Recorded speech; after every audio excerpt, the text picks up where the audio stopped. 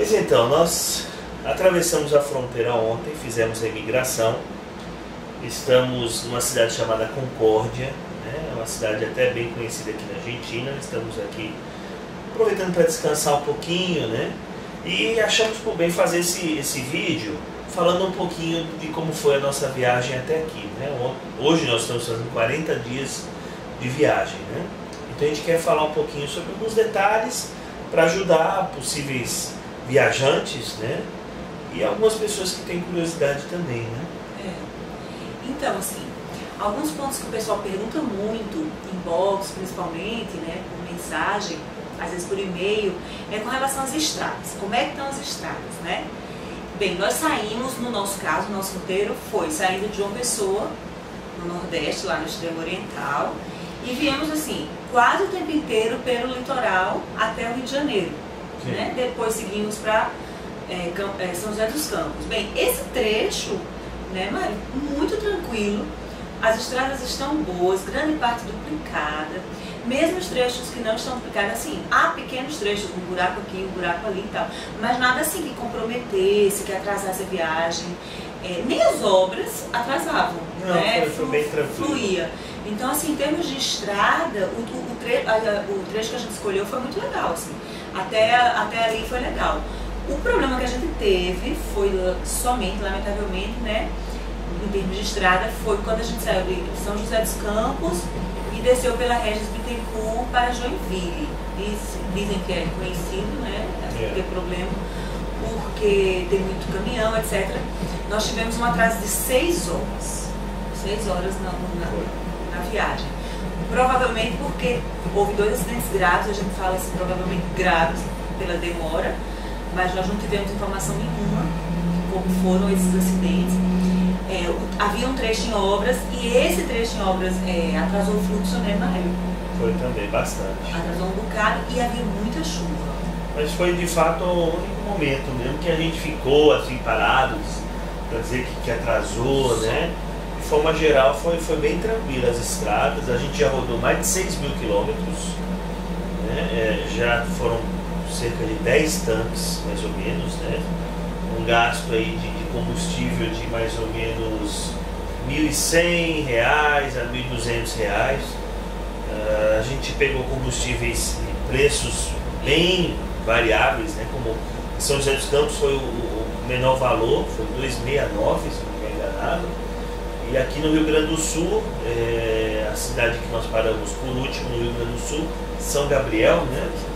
R$ 3,19 o valor da gasolina. Nem em Porto Seguro a gente não pegou uma gasolina tão cara.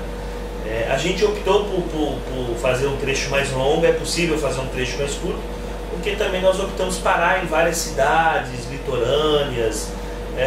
A gente quis curtir também a viagem, né? Era uma viagem que poderia ter sido bem mais curta e a gente optou por fazer ela um pouco mais longa, né? E também poderia ser um pouco mais longa e agora no final a gente está dando encurtada, porque houve alguns imprevistos, né? Inclusive, recentemente nós postamos isso, nós iríamos descer pelo Uruguai e lamentavelmente agora não vai ser possível, porque realmente atrasou um pouco e também essa coisa toda do PokeBus, nessa época do ano ser mais caro, enfim, de carro e tal. Aí nós optamos por tirar o Uruguai dessa vez. Mas inclusive, por exemplo, quem optar um dia numa viagem de carro ou moto e vindo por Uruguaiana, que foi o trecho que nós optamos, vai pegar muito boa estrada também, né? Tá toda duplicada, até Buenos Aires, assim, tá toda duplicada, tranquila. Muito boa as estradas aqui, eles chamam de autopistas, né?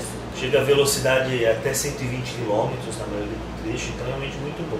Tá tranquilo. O Léo que tá doido para falar, mas ele tá descansando, ele tá um pouquinho cansado hoje, aí ele não vai falar muito não. Quase não dormiu. A gente queria falar um pouquinho sobre York, o que é viajar com um cão. Eu acho que foi a melhor escolha que a gente fez. Ele é uma delícia, ele é muito tranquilo, né? Assim, na viagem em si não causa um transtorno, né? Não passou mal, não teve diarreia, não vomitou dia nenhum, é impressionante, né? Teve uma vez só que ele estava... Que ele nauseou um pouco, nós tivemos a impressão que ele estava um pouco nauseado, mas foi a impressão pelo comportamento que estava um pouco assim, alterado, né? Tem até aquela dica, né, de Dr. Rodrigo? O veterinário lá em João Pessoa falou, olha, não vá pelo Dramin o tempo inteiro. Ah, eu quero acalmar meu cão, eu dou um Dramin. Não faz isso. Acalma o cão como? Esteja calmo, esteja curtindo, esteja aproveitando a viagem, vá conversando, ouvindo música. Ele relaxa, ele entra no clima. Nós fomos assumidamente, politicamente incorretos, assim, em vários trechos do Brasil, viajando com ele na frente, no colo. Até porque sabíamos que seria uma viagem muito longa, então isso tudo ia mexer muito com ele, entra e sai do hotel toda hora, entra e sai do carro o tempo inteiro. A gente queria que ele acalmasse o máximo possível, então almofadinha no colo e tal. Mas quando tem que viajar atrás, que bota o cinto de segurança, ele também vai numa boa, tranquilamente. E de maneira geral, eu acho que Ioca é quem mais curte. Barato. Para ele é uma festa. Com relação aos documentos, para Ioca nós tivemos que tirar o CZI. Aqui, em trechos do Brasil, é necessário viajar com um atestado do veterinário, do cão, mas só lhe concede 10 dias, ou seja, teoricamente a cada 10 dias você teria que estar renovando e tirando um novo certificado para viajar com o cão. No caso do estrangeiro, hoje o CZI, que é tirado do Ministério da Agricultura e Pecuária, nós tiramos em Porto Alegre, anteontem, né, nós tiramos em Porto Alegre, já é um documento que lhe permite ir para fora do país. Ou seja, cada país tem sua exigência. Como nós estamos viajando dentro do Mercosul, apesar do Chile não ser Mercosul, vai ser uma passagem apenas, mas teoricamente o Uruguai seria, né, que nós iríamos inicialmente, ou a Argentina que nós estamos, então o CZI é necessário. E o CZI foi tranquilo, desde que também tem todas as exigências, uma lista de exigências que no site do Ministério da Agricultura e Pecuária se consegue o que é necessário. Então qualquer coisa é só ir lá e dar uma olhadinha, que para países do Mercosul é uma exigência, para a Europa é outra, enfim, né? Depende do país, mas a CZI é um documento necessário e foi necessário para passar com ele para cá, para a Argentina. Outro documento fundamental para o Mercosul, no caso, viajar de carro, é a Carta Verde. Carta Verde. É muito conhecido por alguns, mas alguns consumidores falam o que é isso, como é que funciona isso e tal. Enfim, a Carta Verde é um seguro obrigatório para se viajar de carro pelo Mercosul. Nós, no nosso caso, fizemos em Uruguaiana e fizemos com uma validade de 90 dias, que pra gente vai ser útil pelas nossas circunstâncias. Nós pagamos um pouco mais de R$400 por isso. Se fosse 15 dias, seria em torno de 120 alguma coisa. Já ouvimos falar de terceiros por internet, inclusive pessoalmente aqui na cabana, os brasileiros comentaram que existem outros roteiros que você pode encontrar até por R$50, quando a validade é de 15 dias. Mas no nosso caso, falando por nós pagamos isso, um pouco mais de R$400, valendo por 90 dias. Você pode tirar a Carta Verde ou com a sua seguradora, né, que você já talvez tenha seguro com o seu carro, ou na fronteira. Né? Então a gente optou por tirar na fronteira em Uruguaiana. Então aí você pode tirar como achar melhor e pesquisar o preço melhor. Né? Um detalhe também interessante que alguns corredores perguntam como está sendo essa coisa de receber animais em hotéis. Né? Gente, nós não tivemos um problema até aqui não tivemos um problema. Foi bem tranquilo. Né? Talvez, assim, o que facilita muito é o fato de que Ioca é de pequeno porte, porque é a primeira pergunta dos donos de hotéis, dos recepcionistas, enfim, qual o tamanho do cachorro, né? E a segunda pergunta é, o cachorro late muito? O que é que late? Mas a pergunta é, late muito? E é preciso ser muito honesto, é preciso que você conheça seu cão, né? Por quê? Porque se você simplesmente deixar ele lá latindo, essa queixa virá, e etc e tal, provavelmente será um hotel a menos que receberá cachorros mais adiante, né?